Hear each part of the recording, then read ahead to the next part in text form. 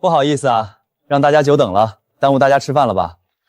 不耽误，不耽误，来了就快入座。姐夫，您坐那边吧，今天我来照顾老板。哎呀，别计较嘛，他年纪小还不懂事儿。早听说周子谦和苏总关系亲密，现在看果然不一般。可不是嘛，老公就在身边还这样，说不定早就头顶大草原了。姐夫还挺识趣，哈哈哈。该识趣的是你，滚下来，那是我女婿的位置。爸爸，外公好厉害！吃饭。叔叔，您这是干什么？我只是想帮苏总照顾一下客人，赵国客人需要坐主位，这位置以前是我坐，今天我让给我女婿，你算个什么东西，替他安排座位？爸，子谦是我助理，今天帮我张罗的团建，您能不能别把事情闹这么难看啊？难看？你老公来了，你让你助理做主位，你老公被他指到角落，你说别闹这么难看。苏晴雨，你还知道自己结婚了吗？啊！苏总，我还是走吧，都是我的错，我就不该来。子谦，等一下，江时夜，你别有阴阳怪气。我说话了吗？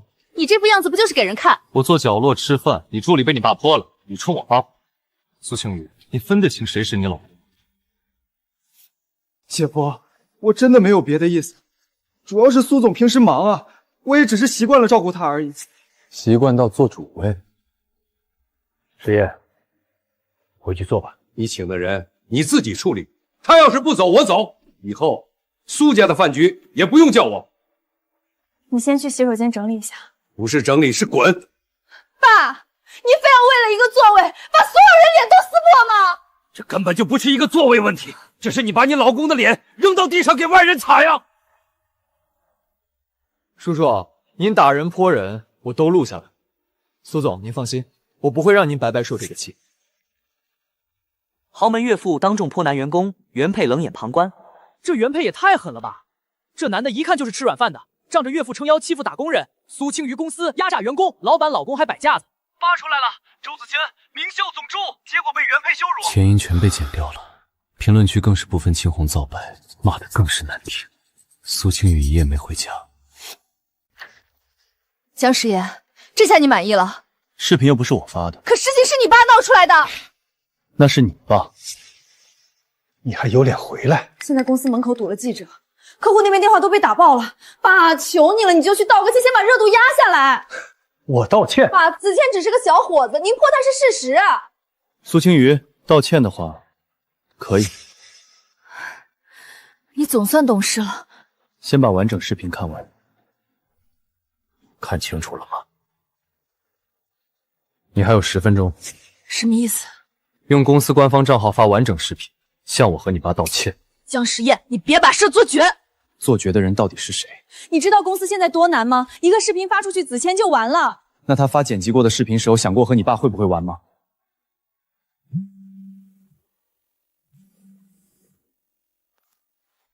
喂，苏总，记者堵到我家楼下了，我好害怕，要不我辞职吧，我不想影响你。别怕，我会处理。可是姐夫好像不喜欢我，他会不会逼你开除我？没人能逼我。你放心，我女儿舍不得开除你，所以我会开董事会。爸，石岩，通知法务把完整视频发出去，再通知财务查周子谦入职以来所有报销。你疯了？我没疯。我操，反转了！原来这男的一进门就做主位。周子谦太恶心了，剪辑视频带节奏，截图来了，大家看周子谦这张脸。苏青瑜的公司官方账号只发了视频，没道歉。我知道，他还在护着他。法务函。苏董、江总，这是周子谦入职以来所有报销。商务服装6万8的西装，谈什么业务要穿这个？经办人周子谦，审批人苏青瑜。这些单子都是苏总亲批的，我们不敢卡。那天苏青瑜说公司临时有应酬，回不来，我还带江年年吃了一碗面。妈妈是不是忘了今天要来接我？怎么会呢？妈妈在忙，乖，把面吃了。史岩，没事，这还叫没事？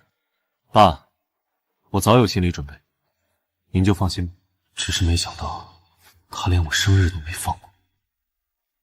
江师爷，你能耐了，你还查了公司的账。怎么？公司的账不能查？你又不是公司的人，你有什么资格查？他不是公司的人，那就没人是公司的人了。爸，公司的事儿你能别再掺和吗？睁大你的眼睛看清楚！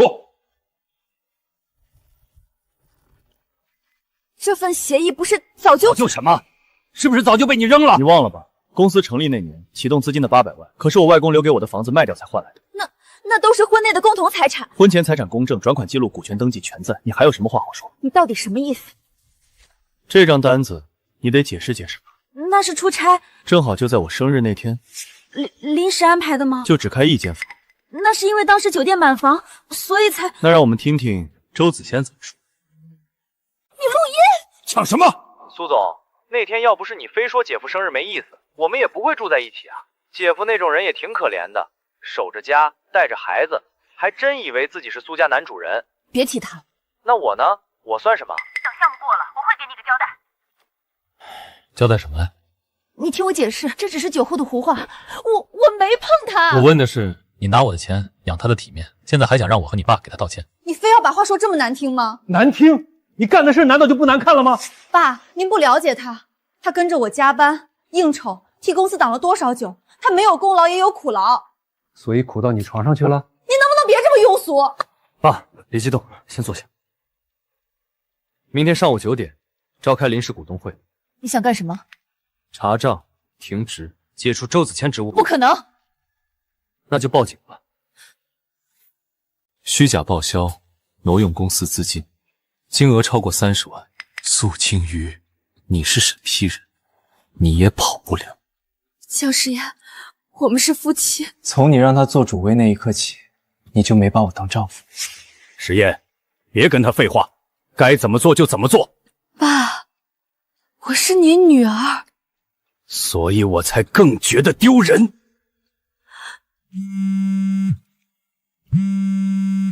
姐，苏总，我生病了。这可都是为了你才生的病。你要是开除我，我就把检查单发到网上。还有，你答应给我的股份，也该兑现了吧？周子谦终于露出了真面目。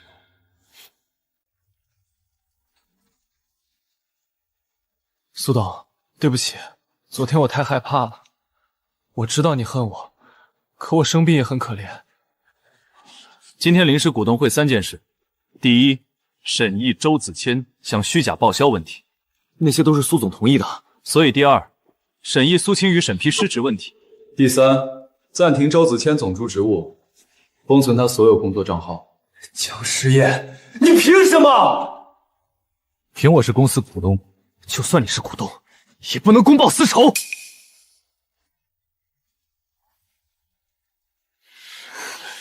这些报销没有项目合同对应，也没有客户签收记录。苏总，你说句话呀！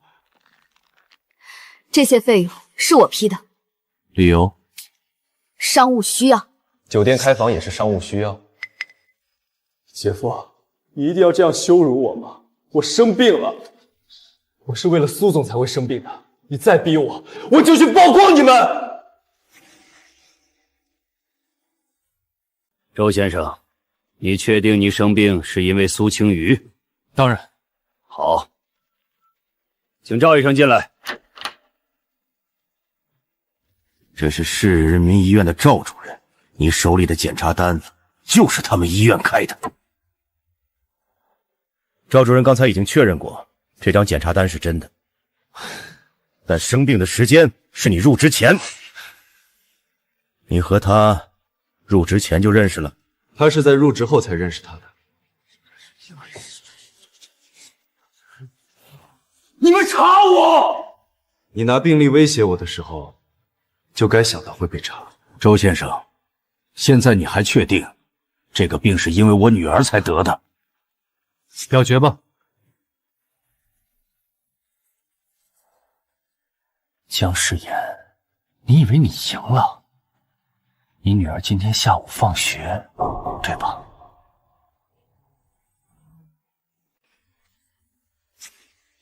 周子谦，你什么意思？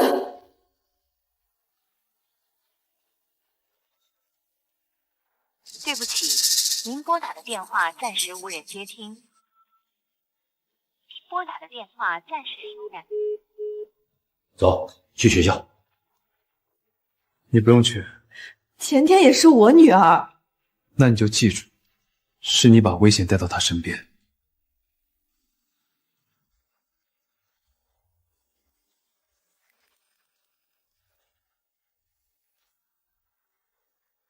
你干什么？你谁啊？爸爸，他说妈妈让他来接我。误会，我是周子谦的表哥，他和苏总关系好，我就是顺路帮忙。你报什么警啊？我又没把孩子带走。你未经监护人同意，冒充家属接触未成年人，还试图带走。谁冒充了？苏总知道。跟警察说。江甜甜爸爸，对不起，刚才放学太乱。调监控，通知校长。好的，好的，我马上通知。怕不怕？他说爸爸不要我了，让我跟他去见妈妈。爸爸不会不要你。今天这件事，我追到底。吓唬谁啊？周子谦可是苏总的心头肉，他以后进苏家门，你女儿算什么？再说一遍，你敢打我！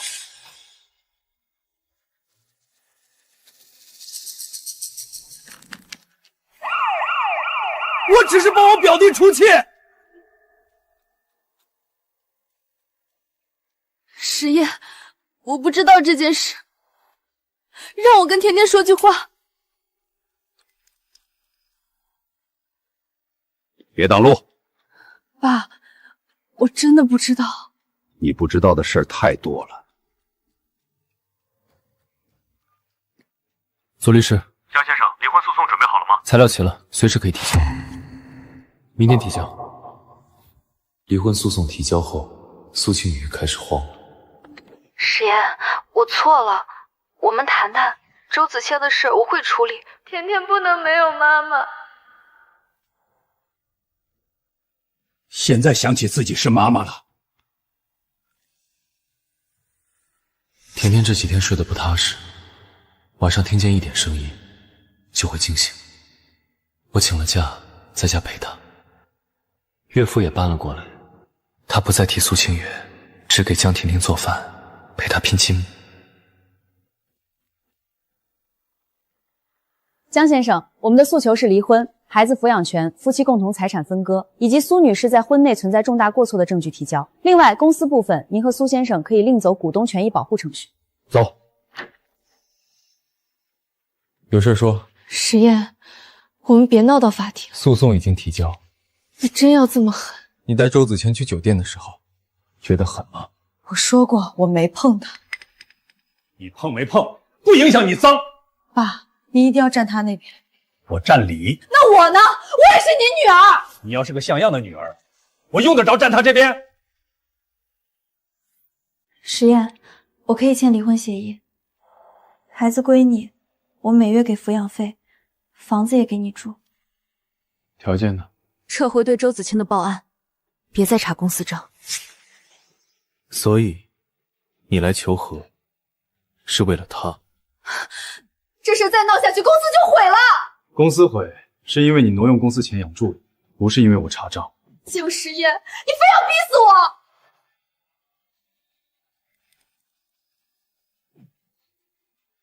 左律师，给林女士看我们的版本。孩子抚养权归我，婚房归我，苏青瑜名下2套投资房按比例分割，婚内转移，挥霍的财产追赠，公司管理权重新表决，周子谦相关账目移交司法审计。你早就准备好了。从你让我别计较那天开始。好，江时宴，你等着，法庭上见。你真以为甜甜一定会判给你？既然要争，那就争到底。苏清玉开始争抚养权，她的理由写得很漂亮。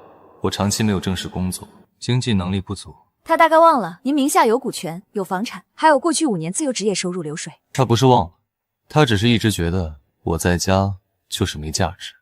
这话他小时候没少听他妈说，他妈年轻时也这样。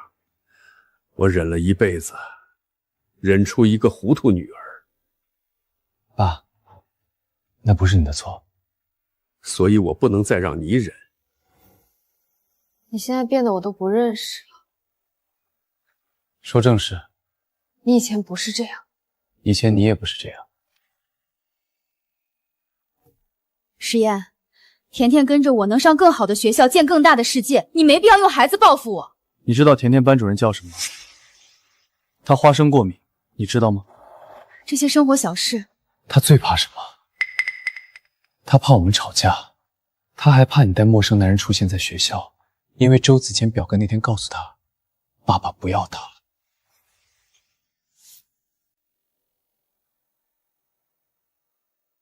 甜甜明确表示不愿意单独跟你生活。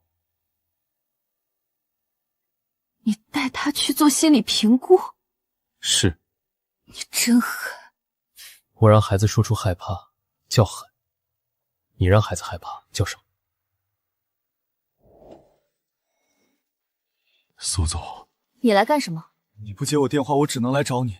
姐夫，你放过我吧，我已经停职了，网上都在骂我，我表哥还被拘留，你还想怎么样？公开视频道歉，退还公司款项，配合调查。我没钱，那就等判。周子明，你不救我，我就一起死。原告姜时妍情绪不稳定，利用舆论打压妻子，是典型的控制型丈夫。姜时妍没有固定岗位，长期依赖家庭生活，不适合独立抚养孩子。而苏清雨女士工作虽忙，但有经济能力，有完整家庭资源。法官，原告方现在提交证据：第一，姜时妍过去5年为3家公司做品牌顾问，年收入稳定；第二，姜时妍持有苏清雨公司35%股份；第三，姜甜甜的生活记录、医院就诊、学校沟通、课外活动、心理咨询，签字人几乎全是原告姜时轩。第四，苏清武的出差记录、酒店发票、报销单、照片、录音，这些只能证明苏女士在婚姻中处理不当，不能证明其不适合做母亲。所以我们还有一份证据：学校监控和警方记录。周子爵可是苏总的心头肉。被告与婚外异性关系混乱，已经直接影响未成年人子女安全感。原告有稳定收入，有主要照护事实，孩子明确表达愿意随父亲生活。被告有什么补充？我承认我做错了，但我爱孩子，我希望法院给我机会。你知道孩子花生过敏吗？苏律师，你还好吗？不太清楚。本庭将择日宣判。抚养权问题优势很大。还没结束。时妍，辛苦了。还没结束。苏总，不好了，司法审计进公司了。周子潇把一个 U 盘交给了金针，里面有您转移资金的证据。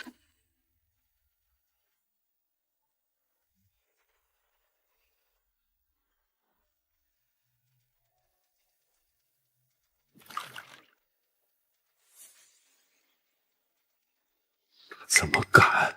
我知道他问的不是钱，是背叛，是他亲手扶起来的女儿，怎么敢把一家人的信任都拿去赌？苏清轩当天被带去配合调查，公司权力炸了，管理层连夜开会。苏总这些年也不容易，公司不能一夜之间换人。公司要不要换人，不看他容不容易，看他有没有资格。从今天起，暂停苏清雨总经理职务，由职业经理人临时接管经营。我和苏董共同监督财务。江总，您要亲自管。我不是来抢位置的，我是来把被掏空的洞补上。诗妍，周子欣疯了，他要拖我下水。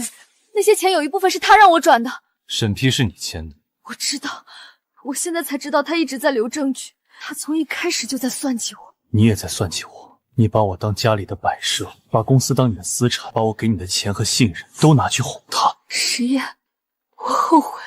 我们能不能重新开始？我把公司交出来，财产也给你，只要你撤诉。从前他一句加班，我就留灯到深夜；他一句累，我就不问；他一句别计较，我就把委屈吞下去。现在他站在我面前说后悔，可我心里没有一点波动。不能，为了甜甜也不行吗？正是为了他，不行。左律师，江先生，法院通知判决下来了，准予离婚，孩子抚养权归您，李女士按月支付抚养费，并承担部分心理咨询费用。财产部分支持我们对婚内转移财产继续追偿。苏青雨，以后探视孩子，按判决来。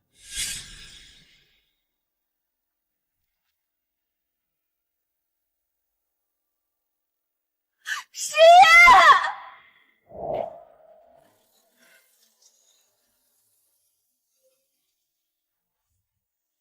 周子深公开视频道歉那天，我正在给江甜甜开家长会。我承认，我剪辑视频误导舆论，虚假报销，让表哥去学校找孩子，但我只是一个被上司欺骗的年轻男孩。谁信啊？全推给女人，警方通报都出来，证据确凿。他的病，他自己没有再提。苏清习的调查持续了很久，他被暂停刑职务后，公司很快完成重组，岳父退到幕后，职业经理人接管业务，我负责监督财务和品牌线。江先生，您从家庭主妇变成公司管理者，有什么感想？我从来不是谁的附属品，那你……只是以前没人问我。这句话太解气了，比任何反击都痛快。我爸爸很忙，但他每天都会来接我。你爸爸真好。爸爸，今天开心吗？开心。爸爸，明天早上吃什么？煎蛋。好。吃水果。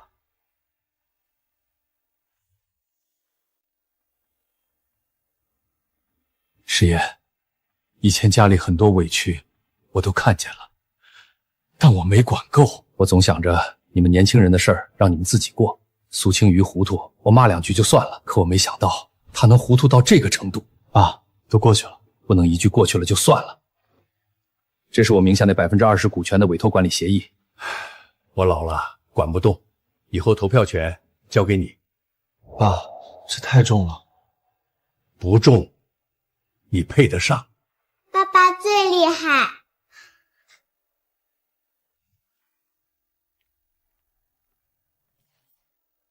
探视时间不是今天。我不是来看孩子，这里面有你当年卖房支持公司的所有转账原件，还有我写的说明。我愿意配合你追回所有该追回的。石夜，我不求你原谅，我只是想做最后一件对的事。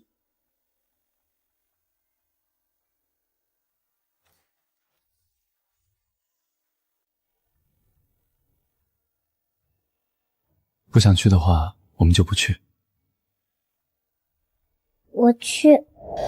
甜甜，这是模型，你喜欢吗？谢谢。爸爸，我以后可以慢慢决定见不见妈妈吗？可以。你会不高兴吗？不会。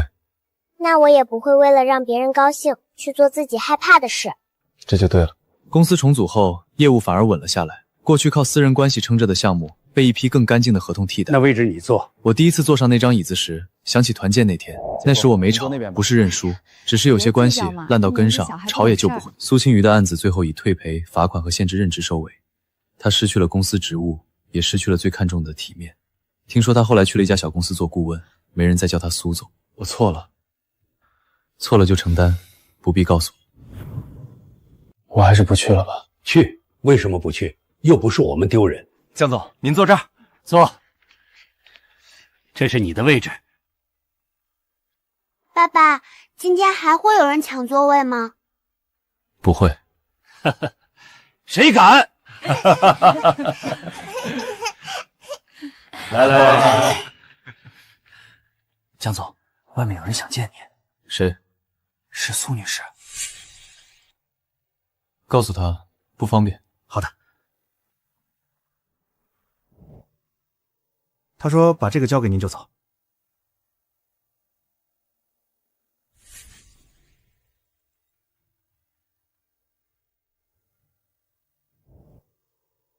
要留着吗？不。爸爸，菜要凉了。吃饭。这一回不为泼谁，只为尽自己。江总，您坐这儿不合适吧？这位置以前苏总坐，现在苏总不在了，也该轮到我这个从公司创立就跟着的老家伙了吧？李经理，你上个月批的采购单里有一笔钢材进价比市场价高了15%，供应商是你大学同学。那是长期合作价，贵在稳定。江总刚来，不了解供应链的门道。那这笔5块钱的中性笔你报了9块，3年前的报价单到现在没调过，1年下来多花了20万。今天不谈过去的事，谈未来3个月的采购预算重审，所有供应商重新比价，底价公开，超标项目需要3个人连签。李经理，你负责提供全部供应商名单，3天内交到我办公室。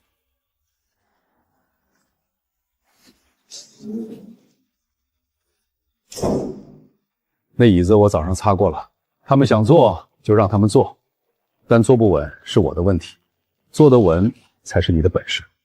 爸，我明白。江总，城南项目出大事了。担保金额2000万，甲方是公司，乙方是周子潇的表叔注册的一家空壳建材公司。补充协议签于去年3月，那时候公司账面现金流只有800万。银行那边怎么说？对方公司已经破产了，法人站表失联。银行今天上午发了函，要求我们7天内提供新的担保方案，否则直接走诉讼程序，冻结公司账户。去年3月他签这个的时候，我在住院，一个字都没跟我提过。通知财务部，下周4之前的付款全部暂停，优先做资产盘点，把所有跟周子冲表述有关的项目合同和转账记录3小时内送到我办公室。另外联系经查，查这家空壳公司破产前的资金流向，每一笔都给我挖出来。明白。吃口饭。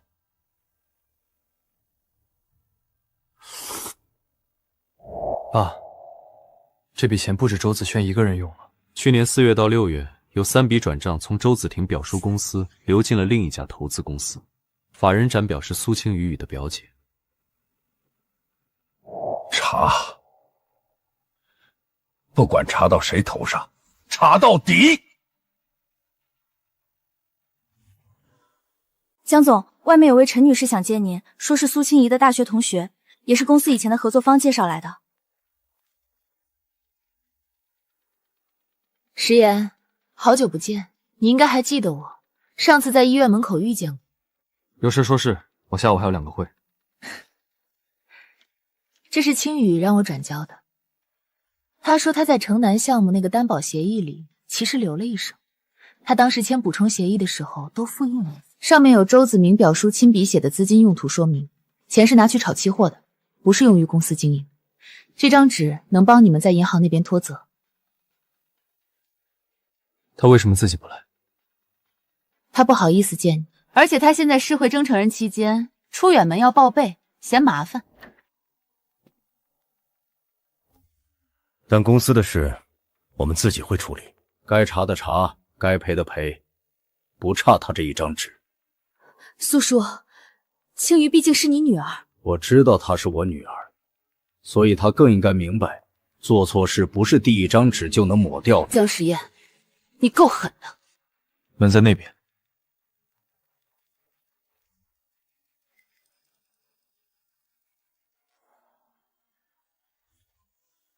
江甜甜爸爸，您能来学校一趟吗？甜甜今天课间哭了。她怎么了？有几个同学围着她问，说她妈妈是坏人，上了新闻。甜甜一开始没理，后来有个男生反复问她，她就哭了，把桌子上的文具全扫到了地上。甜甜，爸爸来了。他们说我妈妈是坏人，我说不是，他们说网上都写了。那几个学生我已经批评过了，也通知了家长。甜甜，你妈妈做的事儿是她做错了，但那是她的事儿，不是你的。别人怎么说你，你只要记住你是谁的女儿。你是爸爸的女儿，你是外公的孙女，其他的话，风吹过去就没了。那他们再说呢？你告诉老师，老师会处理。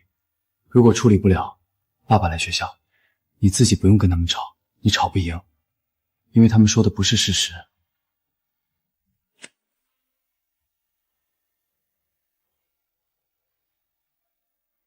谁欺负你了？跟外公说。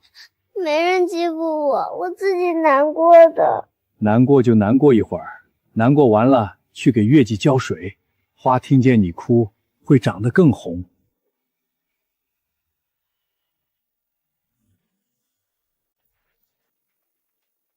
江总，新项目竞标的对手名单出来了，有一家公司叫陈辉，法人站表姓方，之前是苏青云手下的项目经理，去年离职自己开了公司。他这次报价比我们低20%，而且据说他拿到了我们前期的设计方案。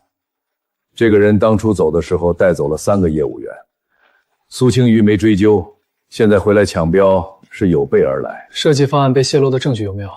有，我们查了后台日记，方维离职前一天凌晨2点登录过项目服务器，下载了12份文件，操作记录的 IP 地址和他家宽带一致，我们已经做了公证。那就走正规流程。第一，向招标方提交方案完整性和保密性的异议函，附带后台日志公证周。第二，我们的新方案在对方基础上做全面升级，核心参数翻1倍，成本控制在报价不变的情况下。第三，给方维发律师函，告诉他我们已经启动竞业禁止调查。你不打算压价？不压，靠抄袭的人做不出好项目，我们靠真本事报价，输赢看市场。江总亲自来啊？你的方案我看了，数据不错。本次竞标综合评分第1名，江氏企业。干得漂亮！爸爸，我今天浇了2次花。那你太棒了。师爷，你爸刚才在院子里摔了一跤，膝盖肿了，我送他来医院了，你快来一趟。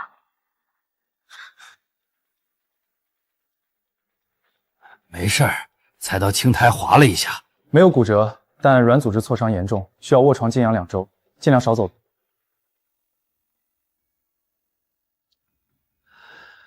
这2天公司的事儿，你一个人顶得住？顶得住。爸，您安心歇着，公司不会倒，天天我接送。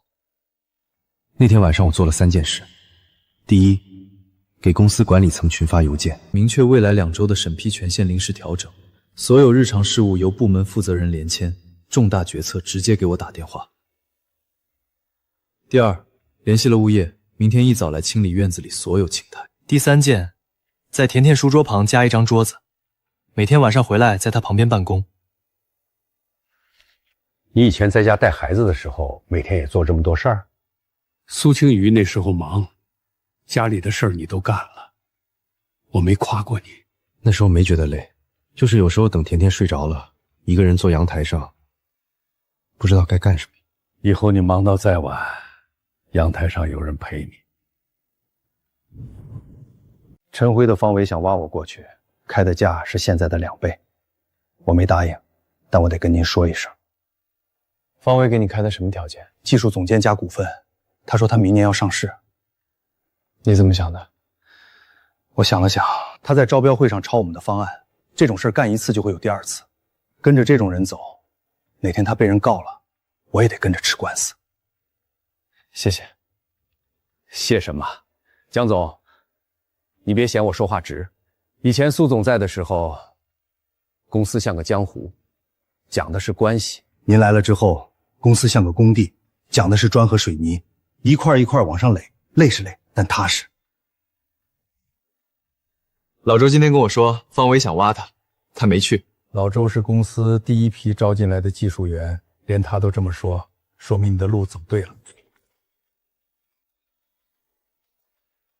甜甜，看爸爸带了什么？烤鸭。鼻子这么灵？我都闻到好久了。今天什么日子？买了烤鸭。今天高兴，老周没被挖走。好吃。慢点吃，鸭腿给你。谢谢外公。吃得满脸都是。爸，你也多吃点。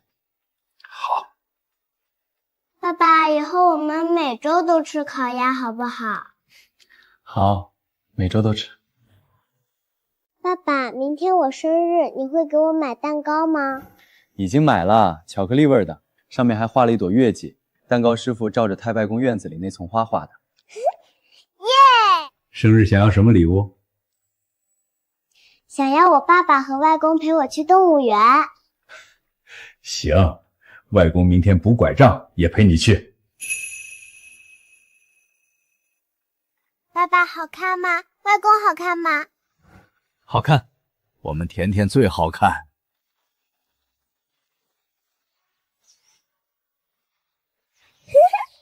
他舔到我了，痒痒的。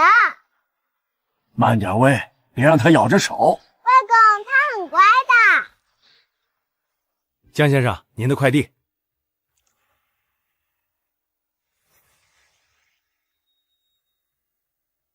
什么？他寄来的。甜甜，妈妈学了1个月，缝得不好，但兔子里面藏了一颗糖。爸爸，我可以收吗？你想收吗？我想收兔子，但不想收糖，糖吃多了牙疼。好，兔子归你。糖给爸爸。晚安，兔子。江总，上周的行业峰会上，您的发言被商业周刊转载了，他们想约您做一个深度专访，主题是传统企业如何通过合规管理转型。管理不是管人，是管规则，规则立住了，人自然就稳了。引用的是我在峰会上的一段话。爸，您觉得写的怎么样？写的挺好，但有一句写错了。哪句？上面说你用1年时间止血重生，你用的时间不止1年。前面那10年，你忍着、学着、看着，都是在给这1年打地基。没有那10年，你坐不上这把椅子。我从来没这么想过自己那些在家带孩子、做饭、接送上学的日子。江总，专访约在下周3下午，您看行吗？行，地点选在公司，让他们看一看会议室桌上那些报表。好的，江总。地基，那10年是在打地基。江总，外面来了一位姓蒋的先生，说他是苏青雨以前投资合伙人的律师，想跟您面谈公司城南项目的债务担保事宜。蒋律师还带了一份法院传票副本，说他们已经向法院申请了财产保全。申请人是谁？金鼎投资公司。申请理由是认为公司在城南项目的债务担保中存在恶意转移资产行为。要求呢？要求冻结公司名下所有银行存款和不动产。金鼎的老板姓蒋，叫蒋国栋。苏青雨以前跟他合作3个项目，后来因为分钱闹掰了。他这时候跳出来，是想趁火打了劫。查金鼎和周子谦表述公司的所有资金往来记录。另外，联系银行把我们所有合规的担保文件和资产证明全部整理出来，下午3点前送到蒋律师面前。明白。江总，久仰。蒋律师，第一，城南项目的担保协议，我方已提交仲裁庭，主张该协议签署存在重大欺瞒，苏青雨的个人行为不代表公司。第二，我们公司所有资产明细和合法担保记录都在这里，任何一笔都能追溯资金来源。第三，金鼎公司去年10月有一笔200万的转账，流入了周子谦表述的账户。这件事我们已经在整理材料，准备移交给金针。江总，我回去跟我当事人再确认一下。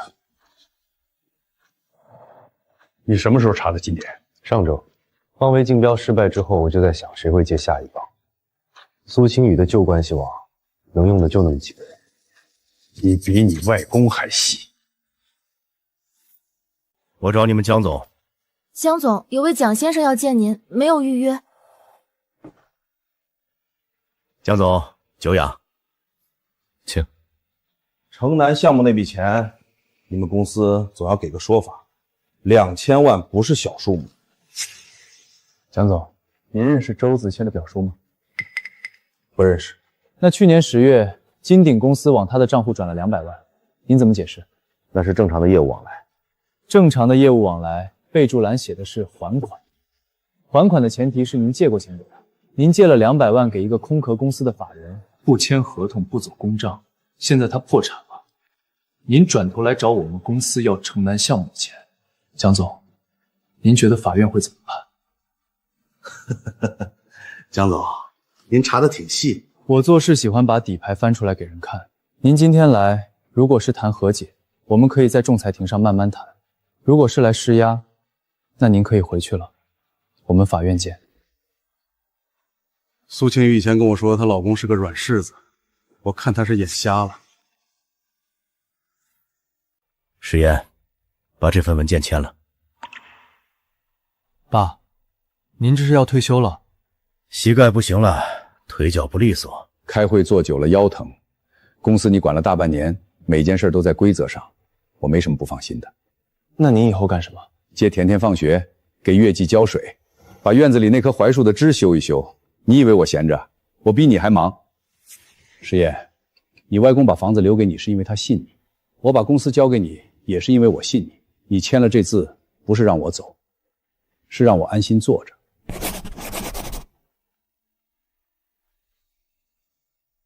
外公，你今天怎么在家？外公退休了，以后天天在家陪你。那你每天都能接我啦？每天。外公，你退休了，那爸爸是不是当老板了？你爸爸早就当老板了，只是以前没人叫他江总。江总好。爸爸，下周学校有文艺汇演，我们班演一个短剧，我演一棵会说话的月季。我开花了，我开花了。演得好，比你爸强。你爸小时候上台背诗，背到一半忘词儿了，站在台上哭了。爸，您别揭老底。爸爸，你来看吗？老师说家长可以坐第1排。我肯定去。外公也去。我开花了，我开花了。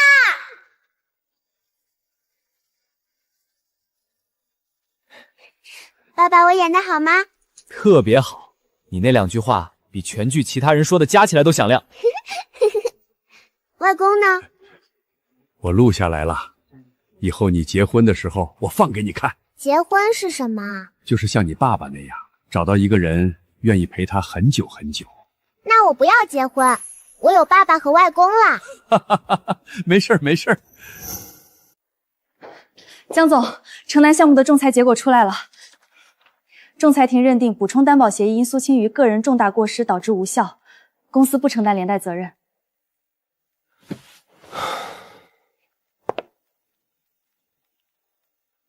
爸，这件事彻底结束了，公司所有旧账全部清理完毕，没有遗留的债务，没有隐藏的协议，没有需要批证的签字。石岩，你知道你这一年干的最好的事是什么吗？不是打赢官司，不是管住公司，是你把所有烂摊子都摊在桌面上处理完了，没有一件事留在暗处。这种干净，比你赚多少钱都值。江总，以后你让往东，我绝不往西，因为你往东的路上没有坑。酒是红的，和当初岳父泼向周子谦的那杯一样颜色，但这一次，酒里没有怒气。外公说你在加班，爸爸马上回去吃。我给你留了半块蛋糕在冰箱里，草莓味的。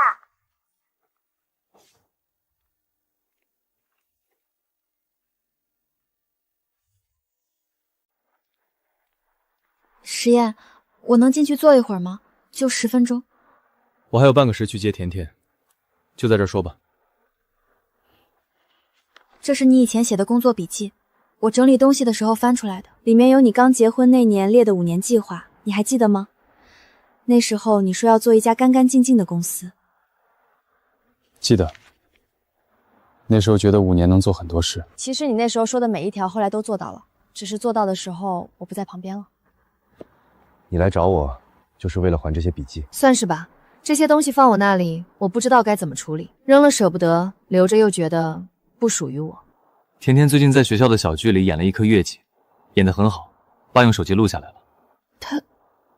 他开心吗？他很开心，他每天放学回家都跟外公在院子里浇花。上次他跟我说，月季是家里最红的花。那就好，我最怕的就是他不开心。你不用怕，他过得很好，我们都过得很好。石嫣，我知道我补不回来了。我就是想让你知道，我看见你做到那些事儿了，没有人比我更清楚，那些计划你是真的一个一个写下来的，也是真的一个一个做完的。谢谢。你还有什么想跟我说的吗？没什么要说的了，该说的那天在法院门口你说完了。那就好。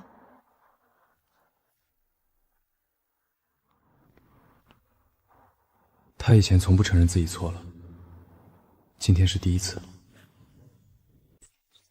人都到齐了，江总，主位给您留着呢，就等您了。今年都准时，好事儿。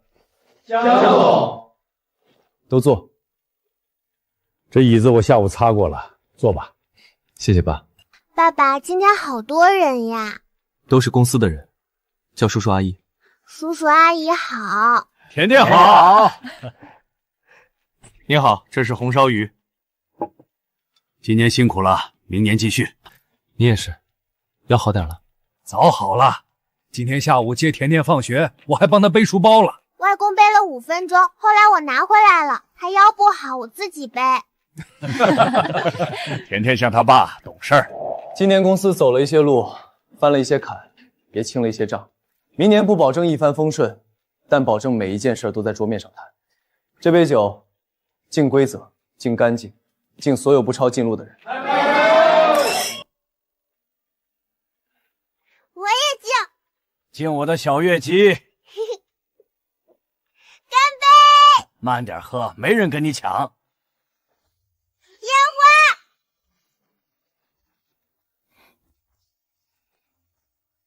去年也是这间包厢，今年小孩桌坐到了主位旁边。石燕，把下面那个穗子顺一下，别缠住了。顺好了，你拧吧。外公，挂好了吗？我要看灯了。比你外公在的时候还齐整。缠得真紧。爸爸，他外公的花明年还会开吗？会，明年春天你浇水，它就开得比今年还红。摸到了。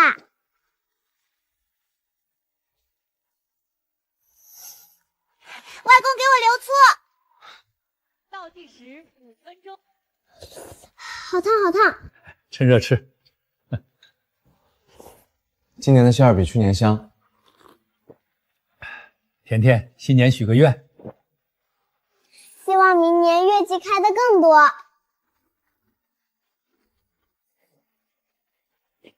红色、金色、紫色，第9种了。爸爸，你快来看，第11种啦。该开的都会开。